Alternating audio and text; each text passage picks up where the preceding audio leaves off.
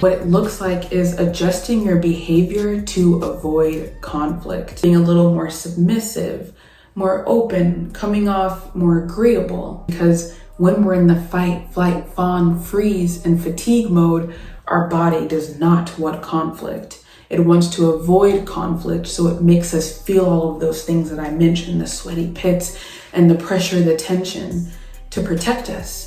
Our body thinks that it's protecting us, which is hilarious. It could also look like you studying the behavior of the people around you and mimicking what they do, again, as to avoid conflict. And to be included, of course. The fifth and final F, try saying that 3 times fast, is fatigue. So fatigue can look like the long-term body breakdown. So after you've gone through the fight, flight, fawn, freeze, one, both, all, basically after so much time of your body going through these different Fs, it starts to break down. You can become so exhausted, what some people refer to as burnout. One way to know that you're in burnout is if you can no longer work at a spite. Remember back then when you could maybe look at a profile picture of an ex, or you could just think about all the past haters and that enough would fuel you to achieve your goals? Well, that spite has run out. There's no more fuel in the tank. So now it's hard to just get out of bed to want to be here, let alone achieve a goal. And you wonder, how on earth was I able to do so much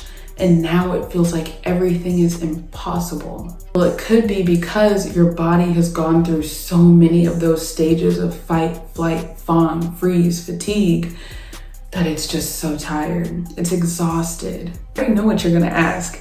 If I'm burnt out, which I know I am, help me get out of it. How do I get out? The answer to that is you can't get out of it, you have to go through it. Isn't that literally the worst answer ever? I agree. The only solution is to feel it. I want to make it clear that the 5 Fs can happen anywhere. At work, at school, at home, by yourself, with your partner, with your friends. It's typically in social settings, but you can also feel these things when you're at home alone. And some people feel those symptoms that I mentioned all the time. And that's called having a baseline, that deep-rooted disruption, that void, that fear that we may feel in our bodies. There's a few causes for why people feel the 5 Fs. Of course, it's biological. Our bodies are made to protect us. So when our brains see that there's a threat, whether it's emotional, physical, mental, it does what it can to protect us. So it gets our heart rate bumping so that we can be prepared for whatever is to come. It gets our mind racing so that we can know any perceived threats. So some of these really difficult feelings can actually be warnings if we're aware of ourselves. Regardless of if you feel a lot of the symptoms from the 5 Fs, or no symptoms at all, there is no reason to feel shame or guilt. Now that I've broken down the 5 Fs, look back at your identity interrogation list and try to pinpoint if you can spot any fight, flight, fawn, freeze, fatigue responses that you may have had due to different levels of trauma within that identity list. In this process, we're connecting how we feel about trauma to how it reacts to our body and how we think about trauma. So we're literally connecting the mind, body, and soul. And guess what happens once you start to think about your emotions and how your body reacts to these emotions? Go on, guess. Exactly.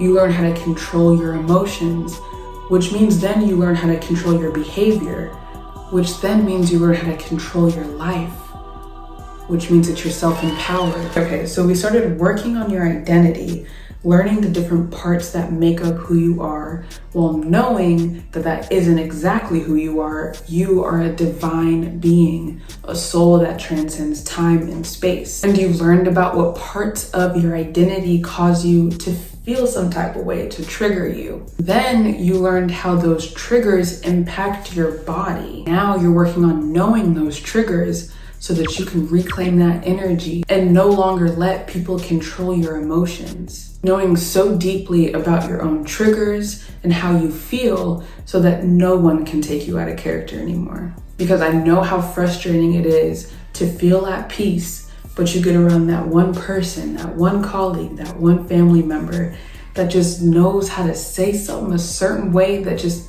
takes you out of character. The more you know yourself and how your body reacts to those little slick comments, the easier it'll be for you to no longer care, to not be impacted, because you'll know yourself so well.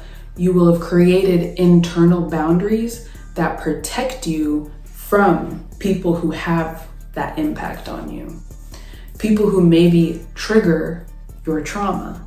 And that's on self-empowerment. So now let's discuss balance. How do I feel my feelings without letting everything crumble? I have so many things that I'm responsible for. And last time I felt anything deeply, I could barely function. So basically, how can I heal and keep it moving? Well, that's a great question. The first answer is to know your capacity. How much can you or do you want to handle at this time? Another factor is how much trauma do you have? How many items do you have circled in the identity interrogation? That may help you in understanding. Hypothetically, let's say you have a good amount of trauma, but you have so many responsibilities, so you can't get too deep into it because it's so painful.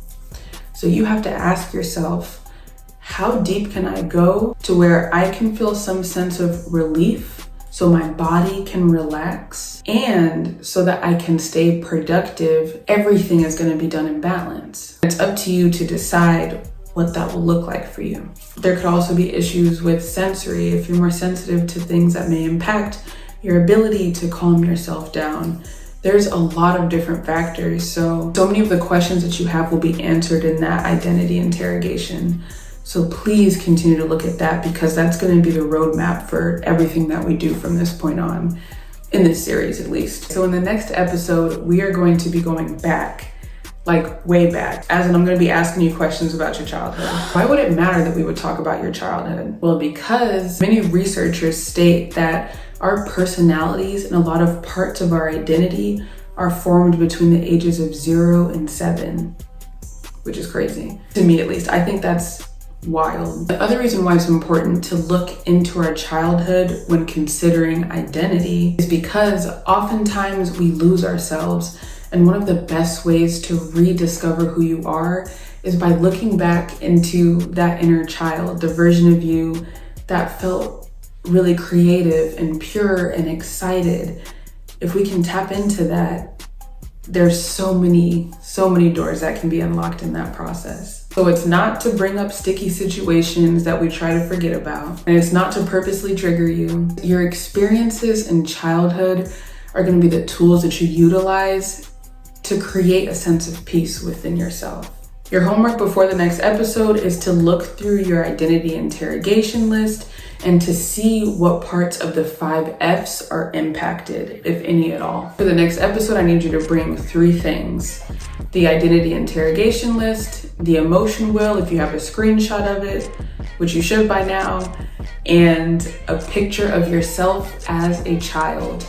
Any childhood picture. It can be a baby picture, a toddler picture, a younger version of you. Bring that. And you. Bring yourself. And bring a friend and tell them to subscribe. All right, y'all, we're all done for today. I'm so proud of you. Great job on existing, and I'll see you soon. So long.